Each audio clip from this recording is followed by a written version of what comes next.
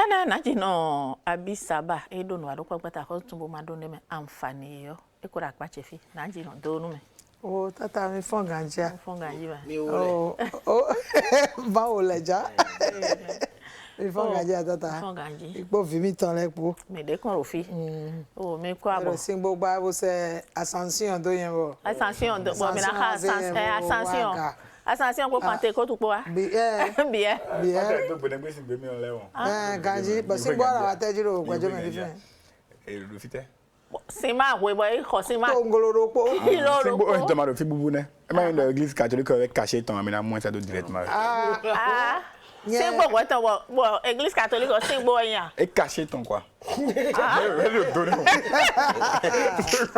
akate po me no ndo ganji be wa tún fi ipa sin wodo wa o ijawe so ki esin tun re dede do we maji mi na gba ntun ni o ko le ya o ma na za lo tan Na chere ami. Na che ya o na jino mi mo le kudo o le wenu en kuro ndo gbenu reji o o sai koro kwa wan tan le ko sa koro podo no bitan lepo do gbe yin o egbe tan wa o na do gbe special nu wenu so sin pe vire ye me no pon wenu so o ko pinche re se do mali gbe oji dan ani ndo gbe ni o ndo gbe nu o madam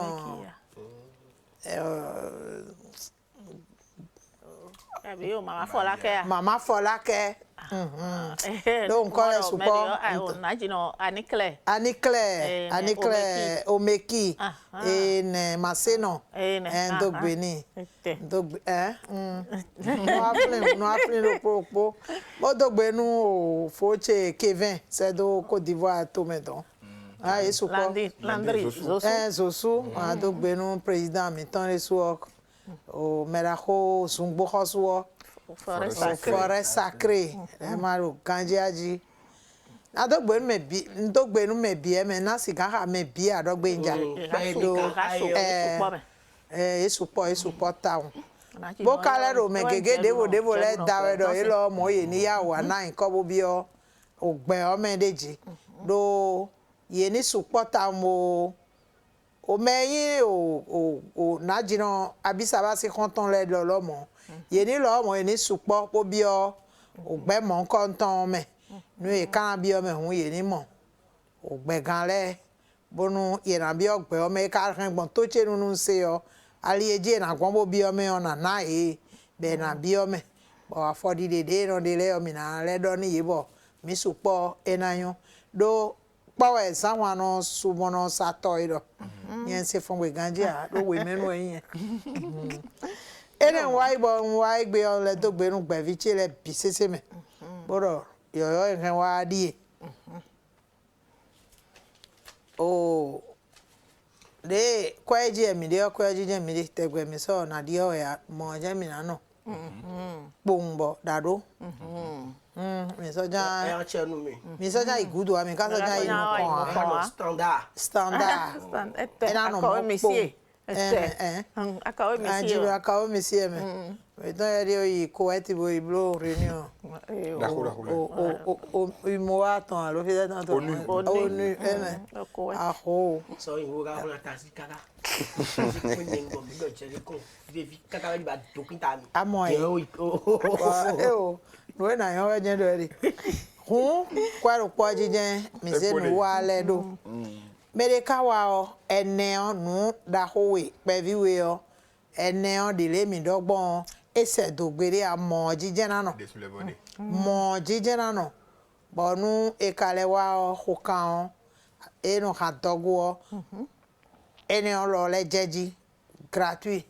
do e mo be gbere o fata e mo be gbere on so balance dia e wutuo da ene be ro te fini bo eyan lo gonu nyon chele alopa de bo no nai dogbe nu mera dogo dino totally gbe kan me don le bon o kandi ndali ni ki don le o dogbe yin do ma gbe ache Mais il va entendre. Abisaba alors ton c'est coin. Alors ton c'est coin. Ma gbe ache inodo do kundi de le no wa kon ti e mo koton. Mama e pa mi me. Mama agbo me agbo ikon e a. Alors che c'est coin. Mais de na wo ma do a. Ma o tun ka do, bo ma wo ka tun. Ma wo tun. Bo yere su gbe ton tun.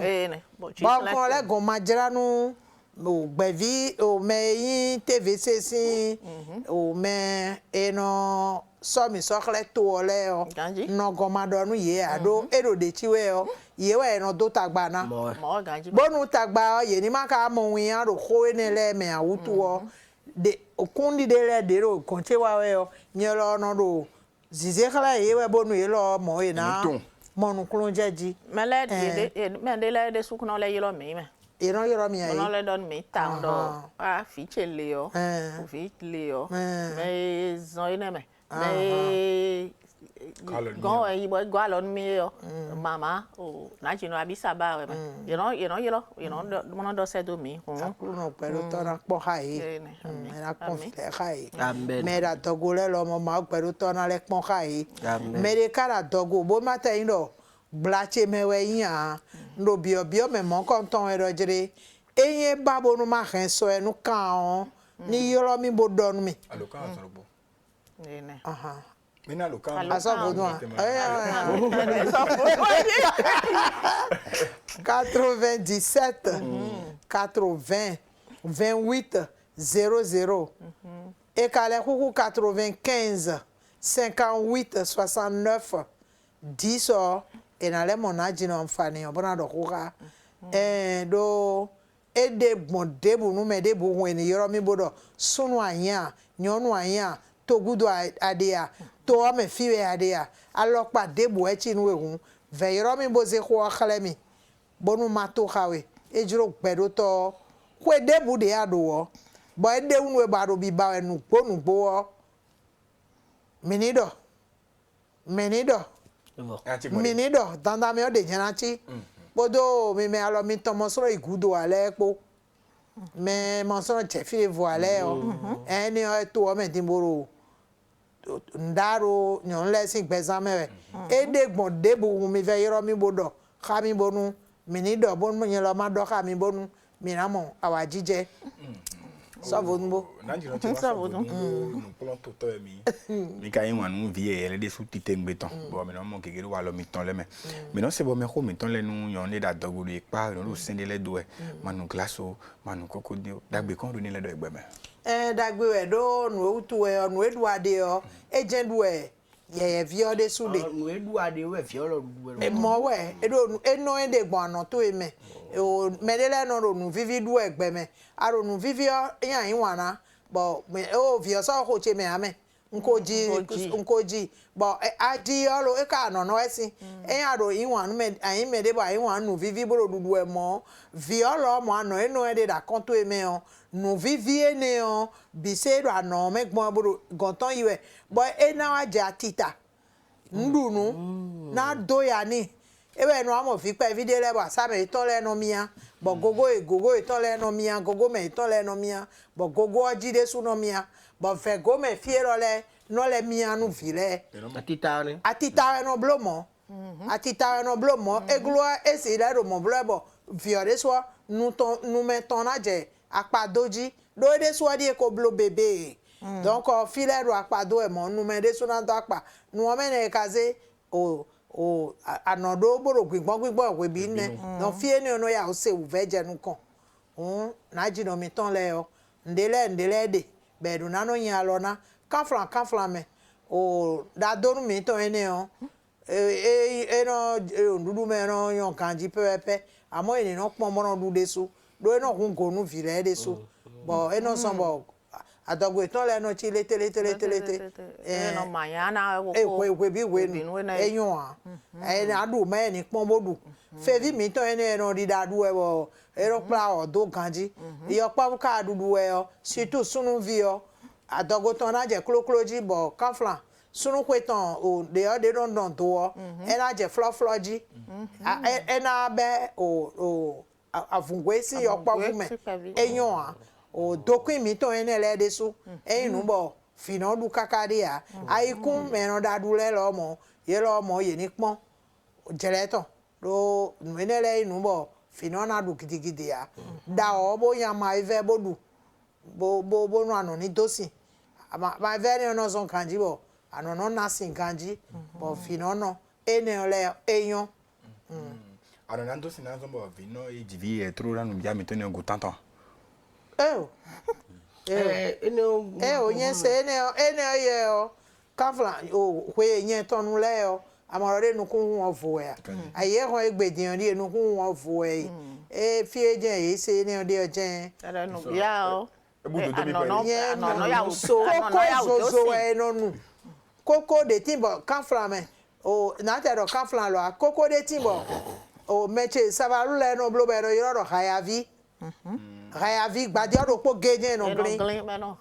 gbadi odopo geje no green bono de kanya de ro nukun to mele eno de sin bono blode po bono zin di mawe do bono zin do nume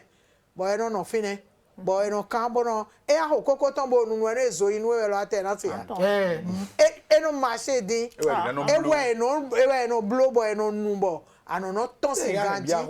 ya ma to fi bia ko go se ba ka ro bia nu e fi pe de de so bia na mo ha ni do vi to no am lo to pe me ama enyo a de vendredi à au lundi mi casé de po iku ano na to sin gbade to glowe ya ko pe o ga dia gbade to glowe bo ena glido poje no glido moment eno yoro hayavi bon fi wo dogbe meche gbagidile wo savalu to le se dog hayavi koko to no ma se di me na blo na blo ti bo bia ho na iho e glido popo nje no glin yes is bueno de flow vaza osime but the ene hayavi no yoro boy eno blobo no zin me ro zin po sin zozopo me le no ze sin fami ton lo bono zina bo eno zin do roba me eno nya bono zin do roba bono zin ma weton bono chon bono ze dai yan go we din gbe eno marché barabara akole ro cha kuli do jakai Gaji. Meton wa. Ni do mi de wa yetun la ya. Hayavia. Mi ka do tin yo. Hayavia no marché. Eno marché dingan kwa. Eno marché dingan kwa. Eno zombo son le suno ro ganjira gbazame. Bo vi kwin on le suno sogbe. Eyonu mi lo mo. Eyonu sunu bo yonu nyonu eyonu mebi. Do adonunu we o. C'est que amode kwin de me kacha le o. De do nunu egbon. Àwọn kókó le o de gbon mo je no yo ne je mi ro kin ko yo wa ti le go ojo mo pe mi tun si e je nko ti medine e ho gbade o e tian bo khia bo e ma igbade febo e na yin o gbade kuku ganji pe e so moment bo green do popo geje no green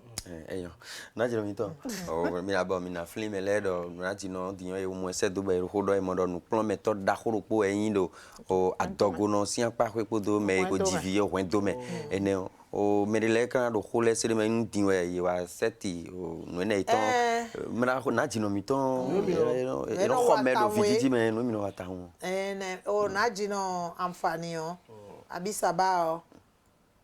eno dalo hwen do e mako mo vi pon ale alo e ko mo bo jide owe be ele akwe alo me de ogon agosimbo wa imede tongon onyon de wi lo me de tongon agosimbo le yan de tongon bo e je ha bonu ani mo do pode ro fineni no mai mo akweton de zan de mi kan kan bo Serge not to fini Willie go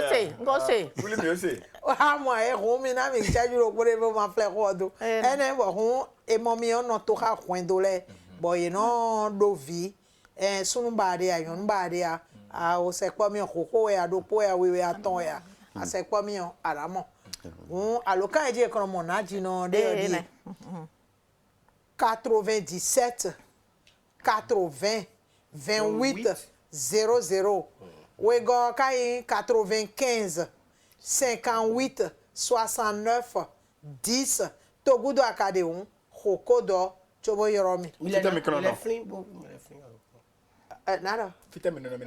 Aha, non, karavi pota. No egosi kuto ndeji moze. Sogben nu kwa tono uo.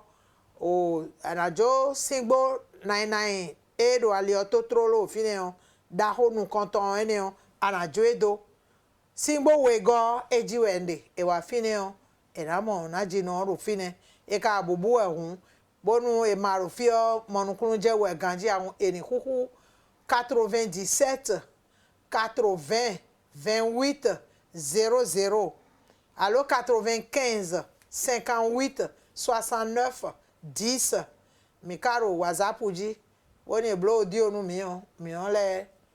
na gblondo ko le ton na chenu mi ena chenu na jino abisaba edo no wadupo gbeta ho tun ma don de me anfani ho ido din le yo mi se to re se hun eni donu o to de nyon zangbe yo mi popo kan le no po